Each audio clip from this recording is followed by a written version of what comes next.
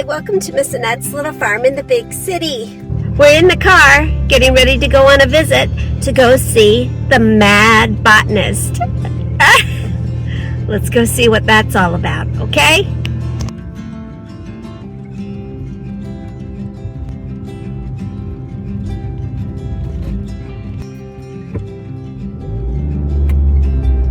I can see already how pretty everything looks. It's all so green and pretty.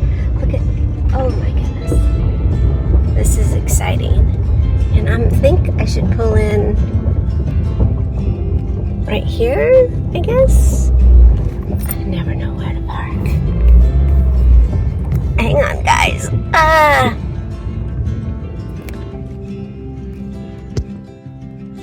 We're here. A couple of things before we get started. I'm going to do the best that I can to film this experience. I'm filming and I'm also interviewing and looking and seeing, so bear that in mind. I'm going to do the best that I can, okay? Let's go.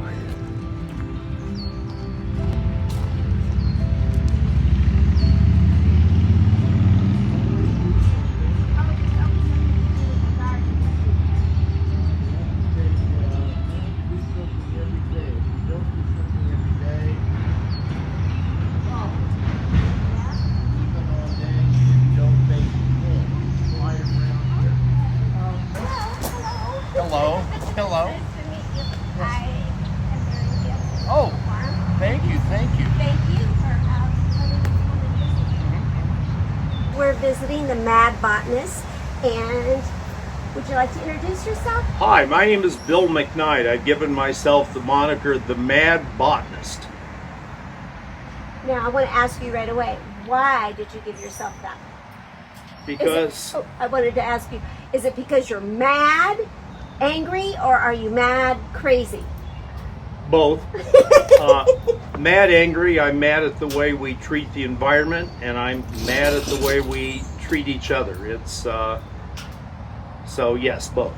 Okay, well that's good, because I really did want to ask you that right off the bat. So Notice how she slid away when mad angry. Well, You're okay, Anita. You're okay. You're I didn't want to safe. crowd your space, you know, personal space and all that. All right, so I'm trying to think of my questions here. I already asked you about the Mad Botanist. Now, I do have some questions.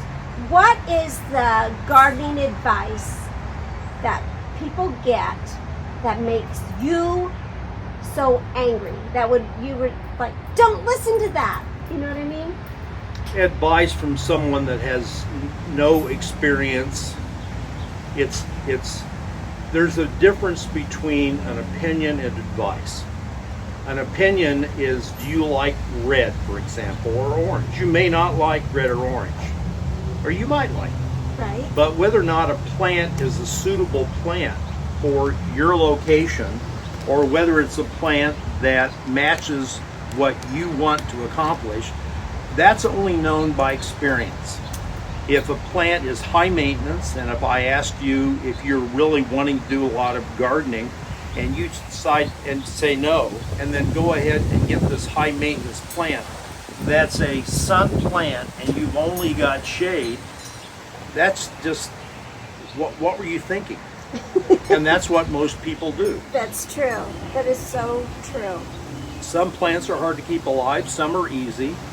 Unfortunately, the ones that are easy to keep alive are often aggressive, and you often do not want to put something that's aggressive on your property because you may always be living with it. Right. What is the best advice you could give someone who's just at the very beginning gardening? And I think that's probably a lot with what you just said, you know, just buying plants without knowing anything about it. But what's the best advice that you could give someone for the beginning, the very beginning? I'm looking at this empty space, and what can I do for it? Lots of options. The best option is to find the individual, the organization, the business in your area, and by your area it might be 20, 30 miles afield. Find out where that person is that you can trust, that will give you advice, that's good advice, and follow it. Sometimes it's online. Very much of what's online, the people doing it don't know what they're talking about. If you want to know about a person, just like a plant, you need to live with them. You need to spend some time with them. Take a trip with a person. 3 days in, if you touch the radio with your left hand one more time, I'm going to cut your left hand off. Or if you're eating a meal and they're raking the fork over their teeth. Oh, yeah. You know what I'm saying? Yes, I do. That's the experience of having, I live with plants, so you need to find someone that's actually lived with the plant. And if they tell you, you must have this plant, or under no circumstance should you ever get it, you should listen to that. Unfortunately, most people don't. They have in their mind, this is what I want, this is what I'm going to do. And it's a process, not an event. How did all this begin? How did you become the Mad Botanist? Well, it began 72 years ago. I gardened when I was a mere pup in a little town called Flora, Illinois. And I would manipulate the grasses and the violets underneath an area beside my garage at the family home. And my father was an outdoorsman, and I took we did a lot of mushroom hunting. I took a class in college to figure out how to identify elm trees, because elm trees were good for morel mushrooms, dying elm trees. Oh. And I remember the first plant I learned, which was Cornus Florida, which is flowering dogwood, and I thought, you know what, this is kind of interesting and fun, and here I am. I'm a botanist and a gardener. That's not a very common combo. I almost know no botanists that are gardeners. I'm going to talk a little bit about your book and your website. I was working at a garden center on the north side of Indy, Rosie's. My buddy Ryan Volts, who does the woody plants at Rosie's, I was making sheets to help people with particular groups of plants. And so I do one for this group and this group and this group, and he suggested one day, why don't you just do a book? First time I saw it. Inside your book, is it, since you said it's very local? Well, it's not very local, it's just local, it's regionally local. Okay. That's the only color image in the book. Oh. That's my professor who I dedicate the book to. That is, in my opinion, the best daylily. It flowers for 3 months. It starts mid to early August and goes until the first frost. It's called a late flowering daylily. Most people don't know about it. I think I saw some. There's one in the front.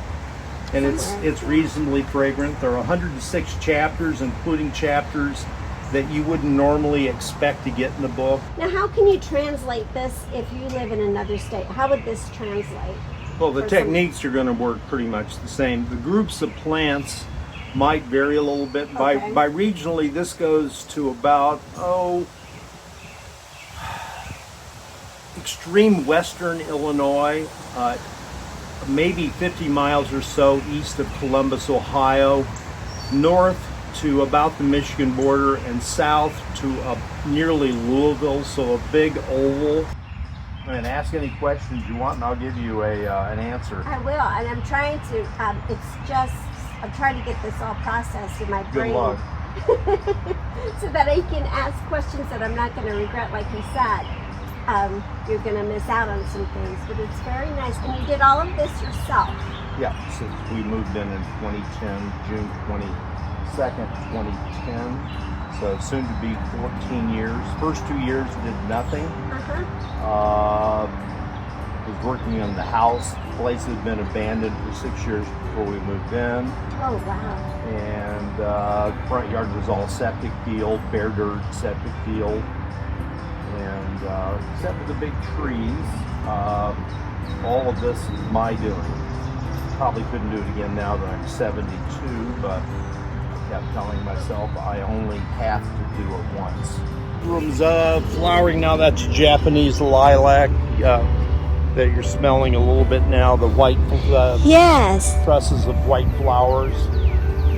And I almost got through mowing yesterday. Almost.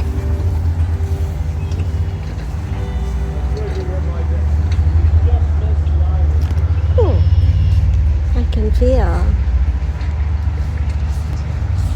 All right, for all my pond ladies, look at this.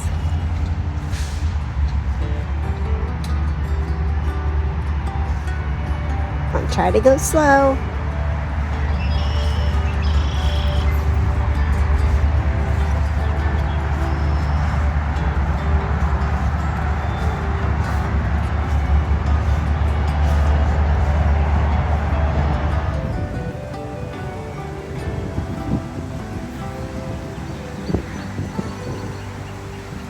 Here we go.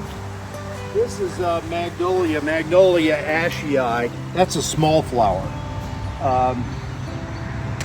As small as you'll ever see on an ashii. The little ring of violet. They're fragrant. I had one last year on a plant just behind us that 2 years ago that was 21 inches in diameter. Oh my goodness. That's only 9 inches, so it was 2.5 times the size of that. It didn't look. My rant of the month on my website. They're the most widely distributed lily in the world.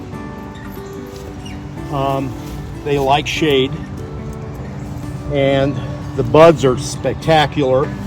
The leaves are spectacular. I've had a deer take that one off, so we're going to have a competition here tonight. And when they open, you get that. It's beautiful. Or you get this. Oh my goodness. Every color but blue. I use garlic, and you see a deer has come in here and nipped all this, but that will stop tonight. There'll be about a pound of garlic here, and I will be urinating in this area. Urine is something that the squirrels and bunnies and deer don't like. It's also the primary source of... That's good nitrogen for your plants. Yes, that's exactly.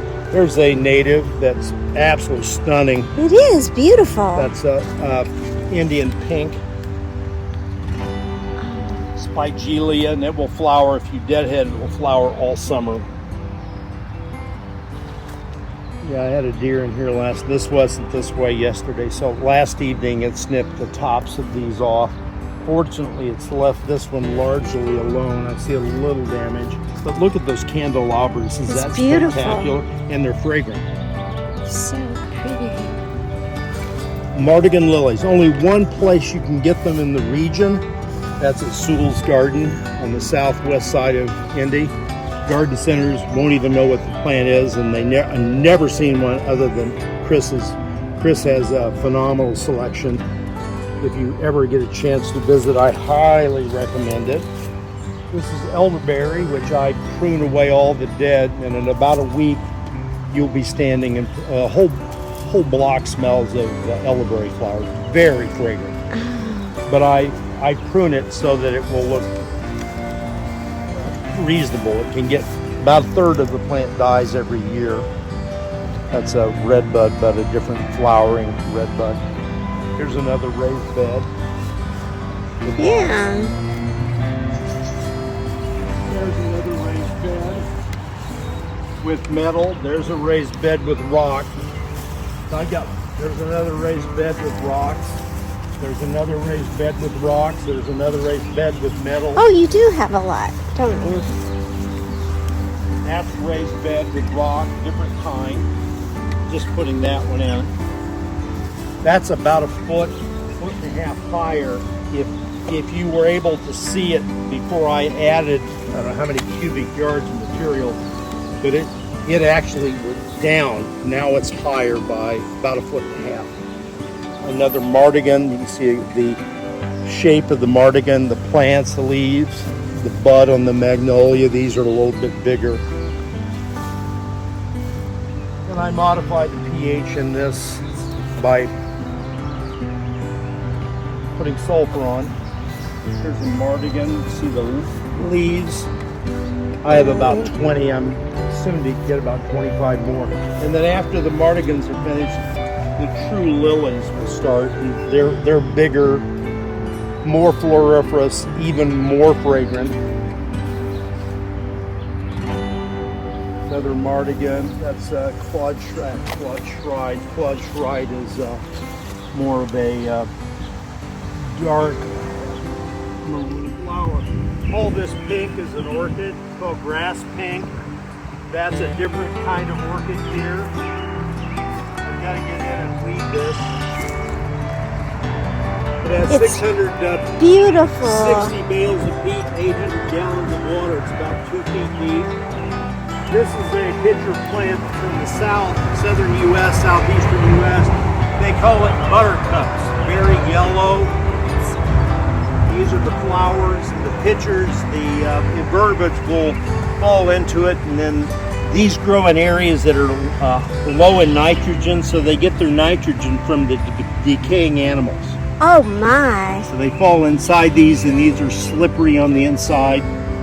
I just love that plant. It's amazing. Isn't it stunning? Yes. It's often golder than this. I see it got a baby here. Oh.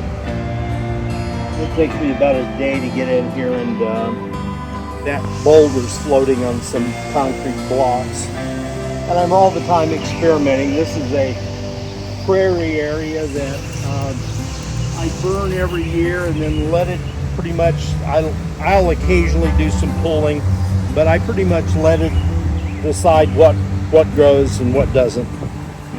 I'll get rid of a lot of this. This is the purple on the base of the stem. This is goldenrod. Goldenrod's a thug. Oh. It's a really plant it's just a monster. So I will pull out probably half of this, but every plant produces 8 or 9 or 10 plants every year. So if you leave one, you've got 9, and if you leave those, you've got 80 or 90. And I'll pull what I can. And the fragrance.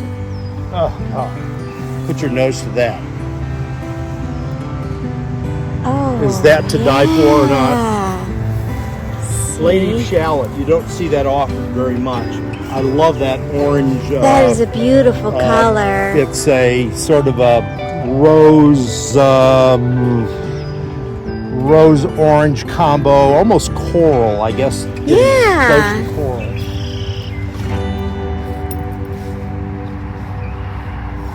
Oh, Peonies. I've got it. That's next week.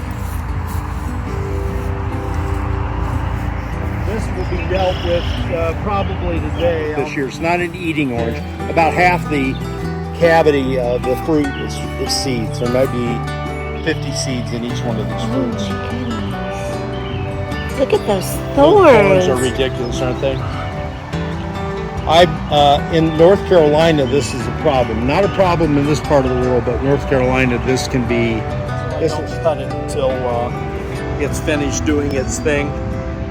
And it's a free little flower bed, if you will, in the middle of the yard. The insects, you see lots of insect activity over it. We've left the farm. We've separated ourselves from the land, and that's one of our big problems. I think that's a big problem too. I'm all about making those earth to self connections. Thank you. And reconnecting through my hands in the soil, or by raising my own food and eating the food that I grow or care for my animals, you know. That's why I said yes to you. Well, I hope you enjoyed visiting with the Mad Botanist here. No goats or ducks running around, but that's okay, right? Next time, all right? Anyway, thank you so much, and I want to thank you very much. Thank you. It was a pleasure and an honor. Thank you. Third person this month that said that, Anita. Aw. All right then. I want you to get outside today and take care of yourself and take care of each other. And we'll see you next time. Bye. Love you.